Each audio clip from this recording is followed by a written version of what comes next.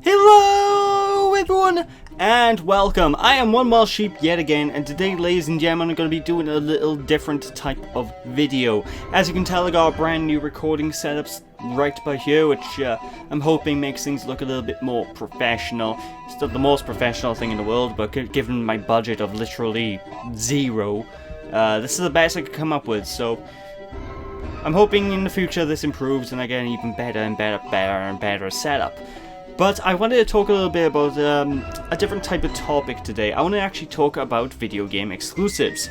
And as you all know, many video game platforms like the Sony PlayStation, the Xbox, well, not so much the Xbox anymore because they're exclusive to kind of PC, but you get the gist, and Nintendo all have exclusive games. And basically I want to talk about some of the good things about exclusive games, some of the bad things about exclusive games, and just ramble for a few minutes. So I hope you guys enjoy what I have to say, and hope you have something to add to the conversation in the old comment section down below.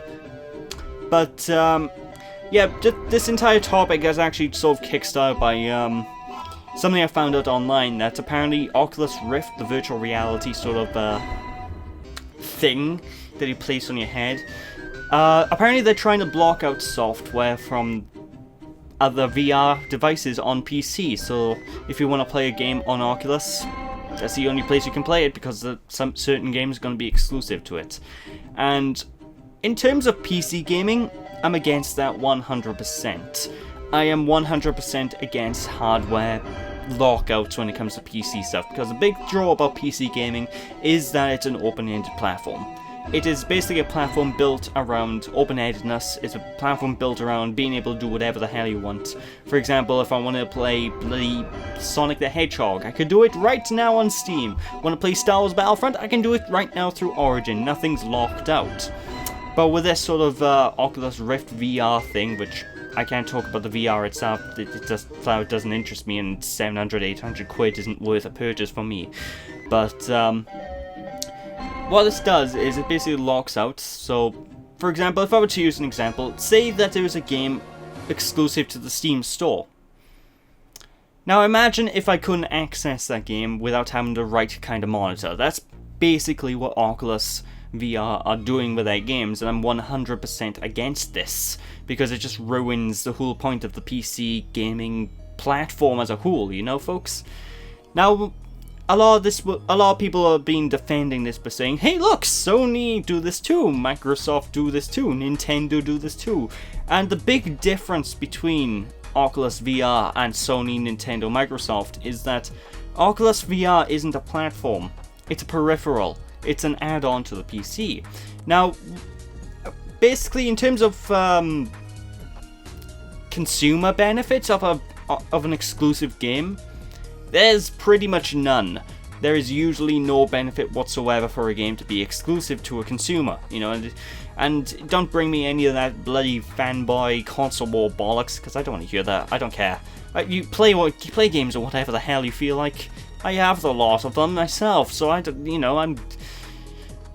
not really biased against the consoles or anything, because they all have their benefits, they all have their failures, but that's another topic for another time.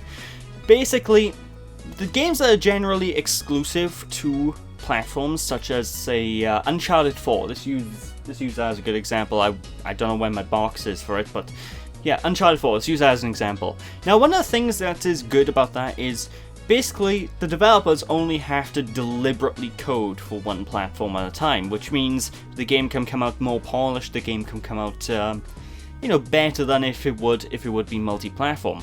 But, big but here, is extremely anti-consumer in the fact that if someone wants to buy the game, they have to shell out money for that specific platform.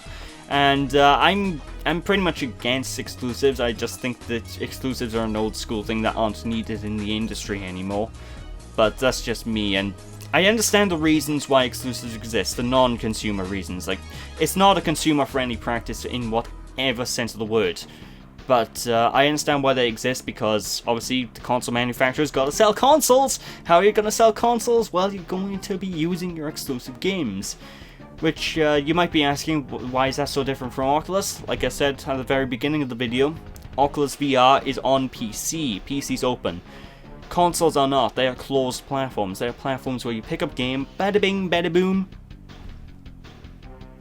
Then you can only play the game on that specific system you paid for. With the exception of now Windows 10 and Xbox, because Microsoft's sort of trying to merge the two together come last E3, which honestly I'm looking forward to. I'm not a big fan of the Windows 10 store. I think it's a piece of shit. But I am looking forward to Microsoft bringing an exclusive to Windows 10, and basically it works for me because the biggest pull to PC gaming for me is the fact that I can customize my games. If I can't run a game properly, boom, lower the settings, then I can. You know, ladies and gentlemen, that's my big pull to it. But you know, the consoles have their place and everything and all that, and basically the exclusive games are mainly for the console manufacturers to try and sell their systems. That's the primary reason for it. And of course you can get more performance out of coding directly to each individual system, but you know, you can, if given enough budget and given enough time, you can do that with all the platforms really, so I don't really consider that to be much of a big point. But basically, the coding to the platform is literally the only sort of benefit I can think of to the consumer. The games generally are more polished. That's literally the only thing I can think of. Like, Naughty Dog's games are like some of the most polished games in existence. And honestly, if they were on PC as well, and if they were on other platforms as well, I don't see them having the same level of polish. Just because that would be an extra great deal of work. But I'm just getting into semantics at this point. But moving on indeedio, I wanted to talk about some of the benefits of multi-platform games. Now, honestly, crossplay is becoming a bigger and bigger and bigger thing that's happening in the industry right now. Like, Rocket League is trying to push for crossplay between the PS4, PC, and Xbox One, and I hope they go through with that. I don't know how that's coming along, because last I heard PC and PS4 players can play together, but I have no idea about the Xbox guys, so I don't know. But crossplay is becoming a bigger part of the industry between multiple platforms. And of course, platforms, as I said, no fanboy nonsense here. People tend to prefer their own personal platform for their own personal reasons. For example, I know loads of friends who have an Xbox specifically because their friends are on the Xbox, you know? And I know other friends who have a PlayStation 4 because, well, the PlayStation 4 is the more powerful of the two, and I'm the only person with a Wii U. Yeah. So, basically, there's usually multitude of reasons why people pick platforms, and I honestly just feel that exclusives shouldn't be a big factor in that. I just think exclusives need to go away in the future of the industry. Now, don't get me wrong. Like I said, exclusives are good for console war arguments, stuff like that, which honestly I don't see the point of. But I understand the reasons why why they exist, why companies utilize them. But, you know, personally, with me being, I always pick up all the consoles anyway, just for my own reasons, usually for recording purposes or just for the sake of owning every game I can. I understand sometimes certain game companies don't have the budget to make games multi-platform because it does cost a lot more money, so there's another reason why you get exclusives and what have you. But honestly, for me, I honestly just prefer things to be multi-platform. I prefer things to be on every system under the sun. So, you don't have a PlayStation 4? No worries. You got an Xbox? Great. You don't have a PC? You should have a PC. Nah, I'm joking. I like I said at the beginning, I honestly don't give a monkey's what console you play on. Everyone has their preferences with their game systems. Every single person on the planet, and for me, my preference for multi-platform tends to be on PC because of the customization. While obviously I don't really have a preference on the consoles. If I did, I would probably say I prefer the Wii U to the Xbox One and PS4, just because there's more games that are exclusive that appeal to me, I suppose. Not to say any of the consoles are bad, it's just this generation in particular, I'm finding less and less and less of a lure to pick up a game console. I'm just finding less of a reason to, because there's less really, I don't know, there's less exclusives in particular that go to grip me, really. You know, folks, like with the Wii U now, there's nothing really coming out that interests me, and with the exception of Zelda Breath of the Wild, and that's an NX game as well as a Wii U game, you know, ladies and gentlemen. So basically, for me personally, I'm finding less and less of a good reason to pick up consoles, because almost 90% of the games now are multi-platform.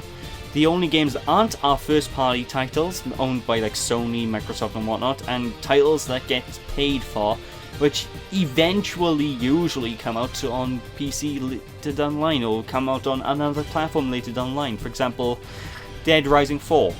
That's coming out on Xbox One and PC first, but I do believe about a year later down the line that's going to be coming out on every other system.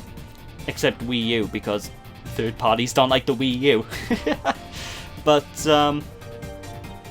you know, I just noticed that's happening a lot more with the industry. There's less and less reasons to own individual consoles as it is to pick a console over another. And honestly, with the way things are going, I'm starting to see the reasoning behind having exclusives less and less and less. That's mainly the general thing I'm going with this video.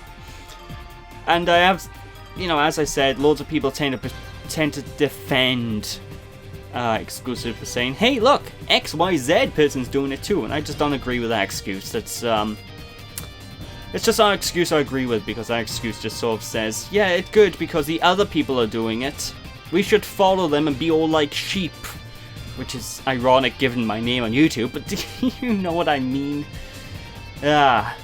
I don't know, it's a little something I just want to ramble on about. I don't want to go on waste your time too much with this, but let me know what you guys think about exclusives and whatnot in the description, in the comments, and I'll be sure to read them out. Let me know what you think of the new setup here. It's still far from perfect, because I'm still trying to figure out how I can get the damn camera set up right. Like right now it's probably going to be a little off, you know, wonky, and you can't see much of my desk, but you know, I'm still working on that. So thank you all for watching. Hope you all enjoyed. Again, as I mentioned in my update video for my channel, video releases will start becoming normal from next week onwards. I've been working on the Sonic Heroes playthrough quite a bit this week, so I got a fair couple of parts completed. So hopefully you guys check that out when the time comes. So thank you all for watching. Don't be sheepish. I'll catch you all again.